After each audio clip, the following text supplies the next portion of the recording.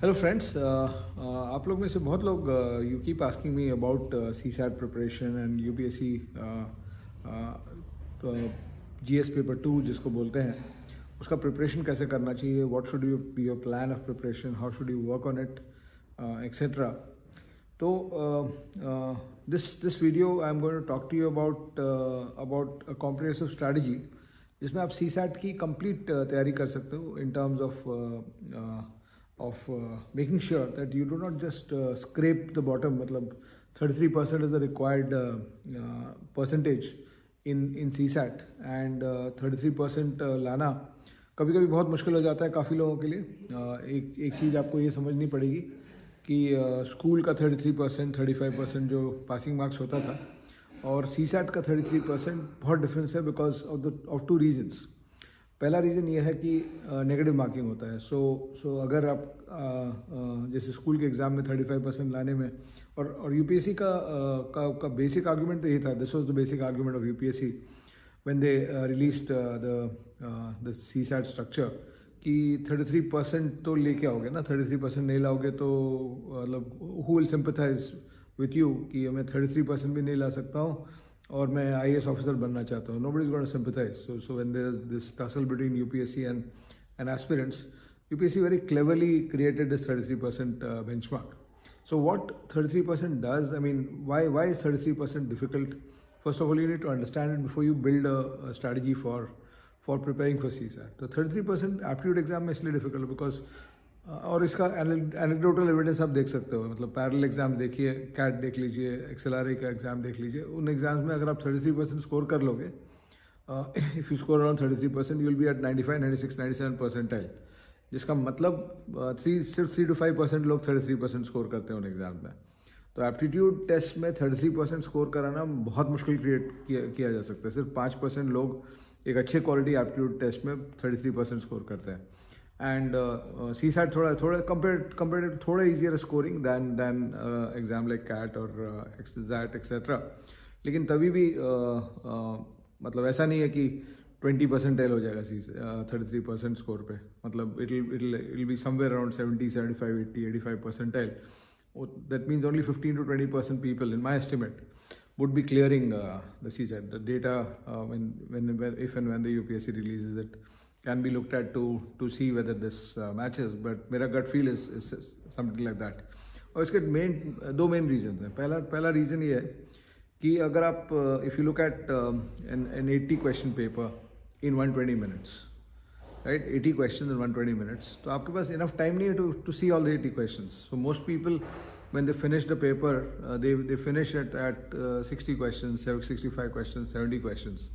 So 80 questions में 33% is 26 questions, right?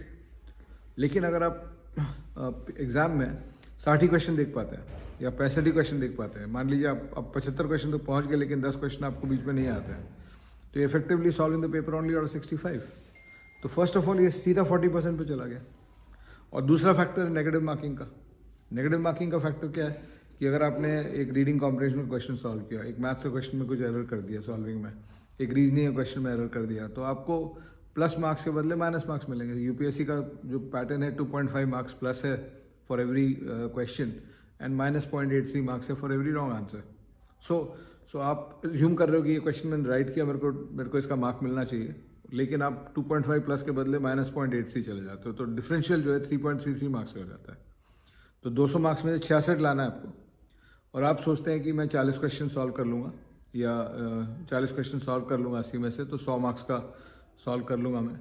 तो हो क्या जाता है, बहुत थिनाइस पे प्ले कर रहे हो because of the fact that if you go मतलब every question that goes wrong, 40 question attempt पे every question that goes wrong will bring your score down by 3.33, right. So 100 से 66 is just 10 question error. So just 10 question go wrong, आपका 66 पे आप आ जाओगे एकदम. You are on the border line straight at 40 attempts. So these are things that you need to understand about a aptitude exam before you start preparing for it. And I come to you from a perspective, from a background of having trained people for aptitude exam over 30 years. I passed out of IIM Bangalore in 1995. उसके बाद मैंने लोगों को train करना शुरू किया aptitude के लिए. My initial work was with CAT aspirants, but now I guide students for government exams and UPSC exams also. I've been guiding UPSC students since 2010 when I was at Vajiram for 5 years. वहाँ तो करीब 50-60 हज़ार students को मैंने guide किया होगा for the CSAT exam. And essentially, I've dedicated myself in the last 25-30 years to preparing, to aptitude preparation cycle, and of course written books for it. मेरी UPSC की GS पेपर 2 की manual की का भी मैं जो McGraw-Hill की तरफ से आती है, I'm also one of the main contributors in that book. So coming back to the CSAT and how should you prepare. So this is the background, right? So why it is difficult and why people miss out on aspects of preparation of CSAT, or why people miss out on clearing the CSAT because of the fact that they are not able to go through all the questions, and the second is because there's negative marking. तो आप 50-60% solve करोगे तो आपको essentially you are typically on the borderline. So the first challenge that we need to understand is that if you want to make sure that you are on proper footing in the CSAT, is you should be able to solve around 50 to 60 questions, 60 questions, 50 to 60 questions के बीच में आपका attempt होना चाहिए. So you have to attempt around 125 to 150 marks of paper, because then 50 questions. Normally क्या होता है aptitude exam में, specifically because some questions are so close to each other, especially in reading comprehension. Sometimes in maths also, there are traps in the question which you fall for. कि अगर आप 20-25 question solve करोगे तो normally 2-3 question तो wrong even the toppers के होते हैं, right. I very rarely scene student जो 25 क्वेश्चन किए रीडिंग कॉम्पिटिशन में 25 का 25 से ही आया. Even on a good day it won't happen. So 2-3 आपका रॉन्ग हो ही जाएगा, और ऑन अ बैड डे 5-6 रॉन्ग हो जाएंगे उसमें से, because you will make judgement errors. आपका अंडर प्रेशर आप कुछ अलग गलत कर दोगे etcetera. So the ideal attempt strategy is around 50-55 questions with a budgeted 5 to 7 errors. अगर 50-55 questions with 5 to 7 errors आप करते हो तो करीब आप मतलब 50 क्वेश्चन विद 5-7 एरर्स मान लो, तो आप 125 मार्क का अटेम्प्ट कर रहे हो और 7 एरर हो गए तो 23-24 मार्क्स आपके कम होंगे, तो आप 100 स्कोर कर लेके आइएगा. In which zone you are pretty safe, because अगर आप बजटेड 5 से 7 एरर्स पे सॉल्व किया पेपर को और आपका ख़राब दिन था उस दिन and you made some judgment calls, आपके 12 एरर भी हो गए तो भी आप 80 के आसपास आओगे, 80s में रहोगे and you will clear the exam, right? So this is the strategy. And now looking at the paper pattern, the paper structure, the paper of CSAT has 3 sections, not sections, it's not in sections, but 3 question types. Comprehension, right? And CSAT or comprehension is very different from comprehension of GMAT or CAT, or बहुत difference है उसमें, लेकिन comprehension ही है. The main difference is that the articles or the passages that they pick up, they are those passages or articles are essentially pretty short, 150 word के passages होते हैं on an average. और दूसरा difference of course is the source of these articles is mostly from developmental economics and governmental backgrounds or administrative background के passages ज़्यादा होंगे. You will not find a CSAT passage जैसे CAT में या GMAT में आपको बहुत सारा इंडिया चाइना इकोनॉमिक कंपैरिजन का पैसेज मिल जाएगा एक्सेट्रा, तो उस तरह के थोड़ा कम मिलेगा. इसमें ज़्यादा डेवलपमेंटल और गवर्नमेंट पर्सपेक्टिव, एडमिनिस्ट्रेटिव पर्सपेक्टिव वाले पैसेज मिलेंगे ज़्यादा. So you will find around 25 to 30 questions on comprehension. The major part of the paper is, and of course comprehension or preparation strategy, we'll bring out individual videos for it. Of course in comprehension, in short अगर मेरे को बताना है तो आपको first step is to improve your understanding. 150-200 word के passage होते हैं, तो 150-200 वर्ड का एक पैराग्राफ का पैसेज होता है नॉर्मली. तो एक पैराग्राफ का कॉम्प्रिहेंशन आपको कंप्लीट होना चाहिए कि ऑथर बोलना क्या चाह रहा है. So you have to improve your ability to understand, your ability to comprehend what the author is saying. So that's the first thing. Second thing that you need to focus on and in your comprehension part is then choosing between questions, between options for a question. So you need to fix, once you fix what the author is saying, you need to improve your fixing of what the question is asking. बहुत बार जो trap comprehension में होता है कि आप अगर question को सही से समझते नहीं हो, you don't fix, you don't freeze what the question is saying, तो आप गलत ऑप्शन इसलिए चूज कर लेते हो because you really don't know what the question was asking for. I mean a very simple example जो मैं अक्सर देता हूँ. सपोज एक बहुत सिंपल पैसेज है अबाउट अ स्टोरी कि एक लड़का स्कूल से घर आता है, वो घंटी बजाता है और उसकी मदर घंटी खोलती है और वो उसको खाने पे बैठा देती है after changing his clothes, and then he has aloo parathas for lunch, right? So and then we say there's a question on this passage which says who opened the door, right? So who opened the door question है, और ये बहुत crude example है, but you will get what I'm trying to say here. Who opened the door is the question, और आप उसमें option में एक ऑप्शन लिखा हुआ है कि he ate aloo parathas for lunch. तो he ate aloo parathas for lunch is a fact of the passage, definitely a fact of the passage, but is it something which is answering the question asked? The question is asking who opened the door, or why did he ring the doorbell? Where did he come back from? He had aloo paratha is not the answer to those questions, right? So that's one of the things that you need to take care of. You freeze the question. That's the second step. And once you freeze the question, you preform an answer. There's a strategy of what is called इसका answer मेरे हिसाब से क्या होना चाहिए, right? So if you remember school का in school comprehension आप क्या करते थे? आप डिस्क्रिप्टिव आंसर्स लिखते थे क्वेश्चंस को. So descriptive answer writing is a very important part of freezing the answer to a question कि इस क्वेश्चन का, इस सवाल का जवाब क्या होना चाहिए.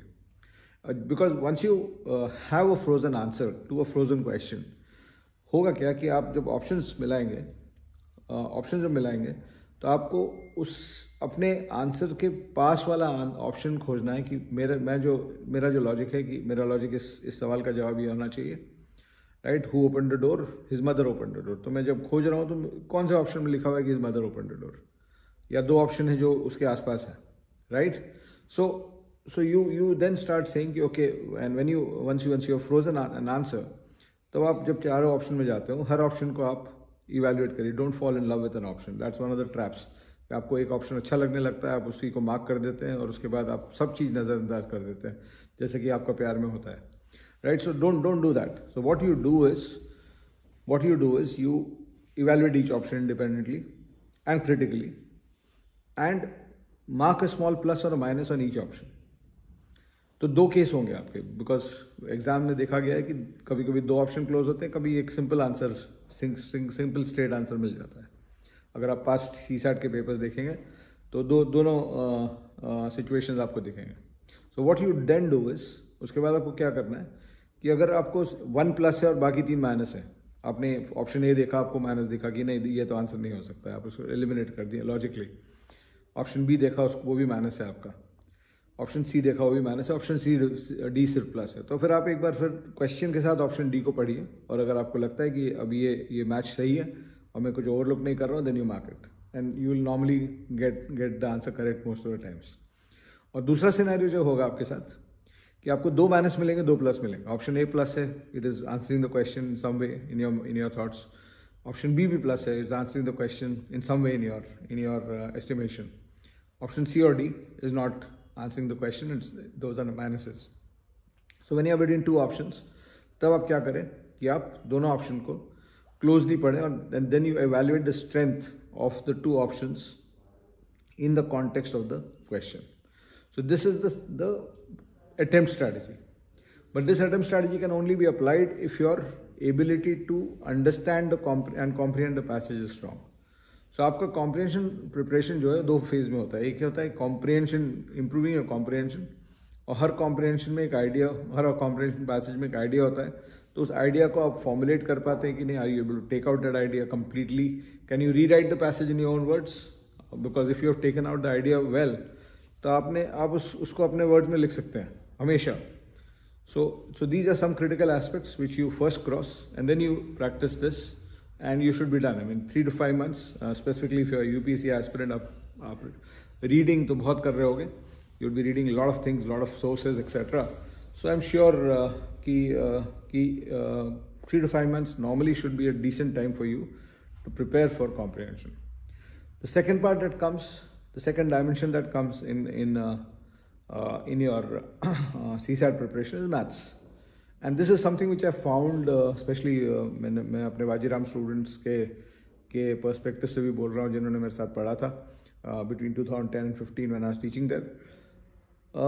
The second dimension, the maths is one thing which scares a lot of people, specifically because बहुत स्टूडेंट्स जो CSAT में आते हैं, UPSC में आते हैं, वो मैथ्स हेवी कंपटीशन से दूर भाग के आते हैं.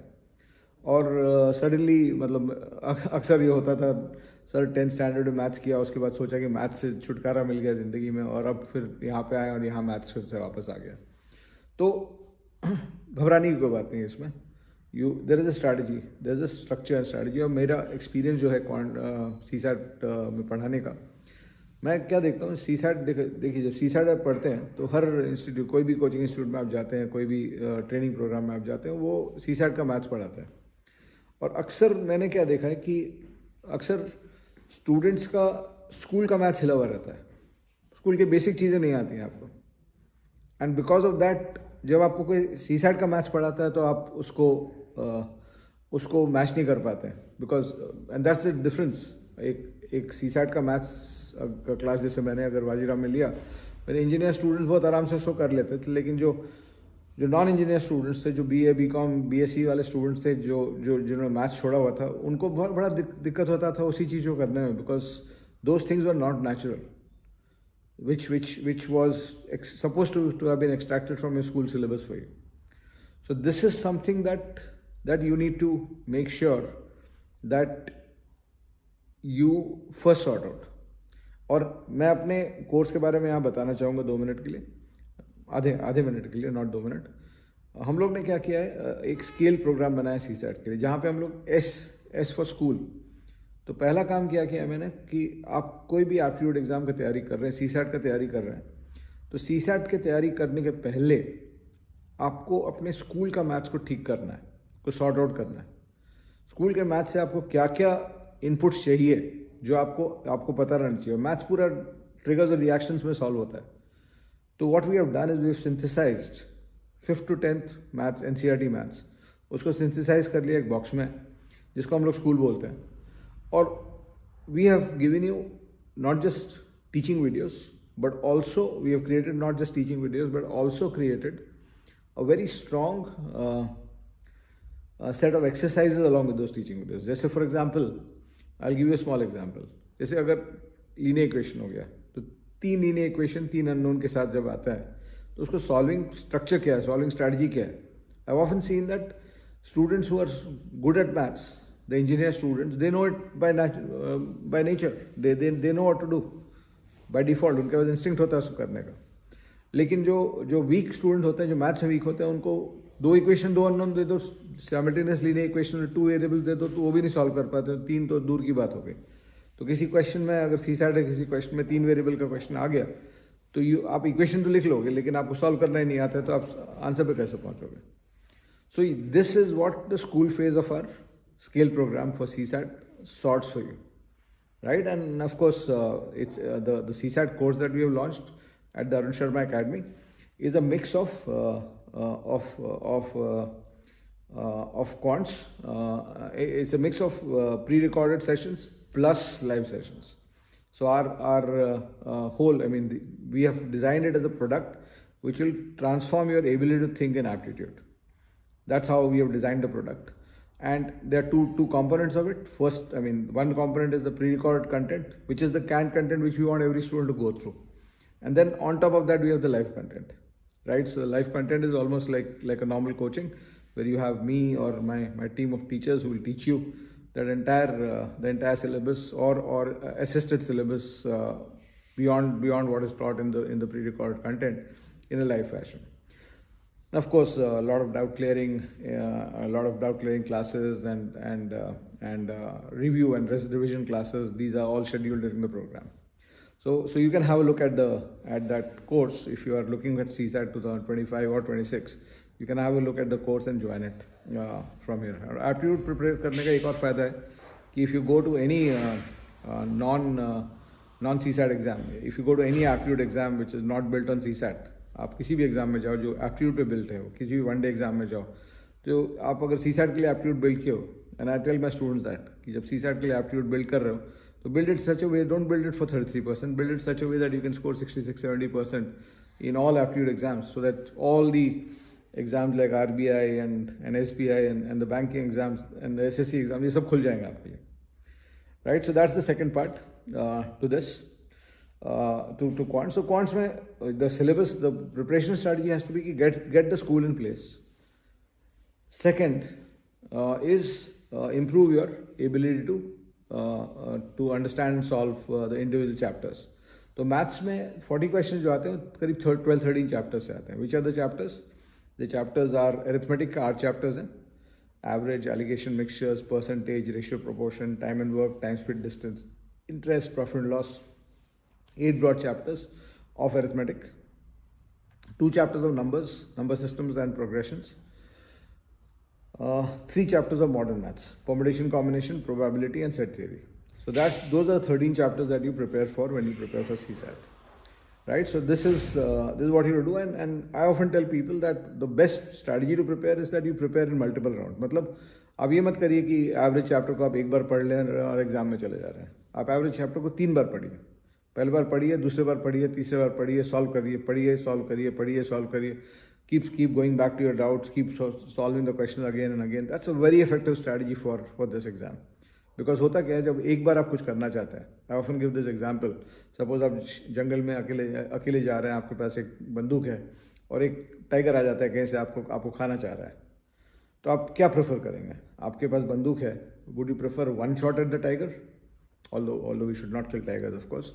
But मान लीजिए if it comes to that, it's a life-threatening situation. So what will you prefer? One shot at the tiger or 3 shots at the tiger? What makes it safer for you? Right? So same logic. What do you prefer? 1 go at a chapter like averages or 3 goes at the chapter like averages? Obviously, 3 goes is much superior because the pressure is off you. हर पहले बार एक बार पढ़ के सब कुछ समझ लेना, सब कुछ ठीक कर लेना. There's no sense in that. So this is the thing that you need to remember with respect to your quants preparation. 3 round prepare करिए, और of course I'll come with a detailed study plan etc. for the quants program for the basic numeracy. That is what UPSC calls it. और फिर third part हो जाता है reasoning. Reasoning में CSAT का reasoning जो है बड़ा इक्लेक्टिव है. उसमें पजल्स भी आएंगे, उसमें डायरेक्शन टेस्ट भी आ जाता है, उसमें क्यूब्स और डाइस भी आ जाता है, कुछ विजुअल रीजनिंग भी आ जाता है.